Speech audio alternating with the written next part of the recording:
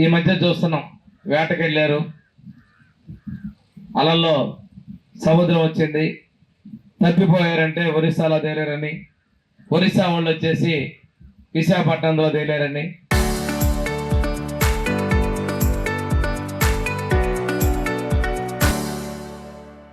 ఒక్కోసారి గల్లంత అయిపోయిన తర్వాతలో ఒకళ్ళు మొన్న కూడా విశాఖపట్నం ప్రాంతాల్లో బోట్లో వెళ్ళిన వాళ్ళు రాకపోవటం, ఇలాంటి వరుస సంఘటనలు జరుగుతున్న సందర్భంలో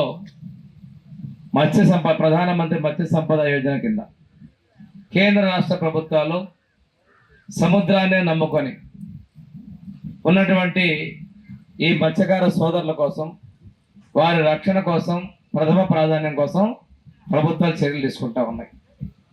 ఒకసారి తీసుకున్నట్లయితే మనం ఎప్పుడూ కూడా ఈ రాష్ట్రంలో మనం ఆ రోజు అన్న ఎన్టీ రామారావు గారి దగ్గర నుంచి తీసుకున్నట్టయితే ఈ రోజు ఉన్నటువంటి ఎన్డీఏ ప్రభుత్వం, తెలుగుదేశం, జనసేన, బీజేపీల ప్రభుత్వం కావచ్చు, అంతకు ముందు కూడా తెలుగుదేశం ప్రభుత్వమే వీరి సంక్షేమం కోసం ఉన్నాయనే విషయాన్ని ఒకసారి గుర్తుపెట్టుకోవాలి.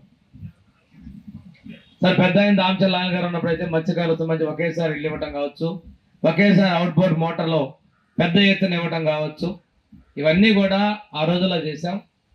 ఇప్పుడు 31 కేజీల బియ్యం ఇచ్చేటప్పుడు వాళ్ళకి ఆ రోజు 4,000 రూపాయలు వేట నిషేధ సమయంలో ఇచ్చింది కూడా తెలుగుదేశం ప్రభుత్వంలో ఇవ్వడం జరిగింది. ఈ రోజు 20,000 రూపాయలు కూడా మళ్ళీ ఈ రోజు ఉన్నటువంటి ఎన్డీఏ ప్రభుత్వం, తెలుగుదేశం, జనసేన, బీజేపీల ప్రభుత్వమే ఇస్తుందనే విషయాన్ని నేను చెప్తున్నాను.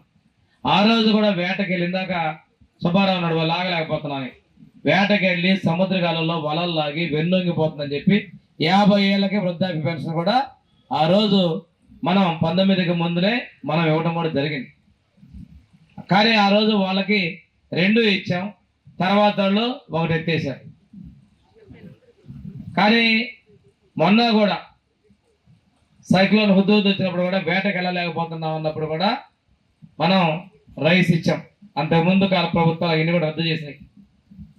ఈరోజు మీ సంక్షేమానికి, మీ అభివృద్ధికి మన ప్రభుత్వం కట్టుబడింది. ముఖ్యమంత్రి చంద్రబాబు నాయుడు గారు కానీ, ఉప ముఖ్యమంత్రి పవన్ కళ్యాణ్ గారు, కేంద్రంలో ప్రధానమంత్రి మోడీ గారు ప్రధానమంత్రి మత్స్య సంపద యోజన ద్వారా కూడా మనం ముందుకు వస్తా ఉన్నాం.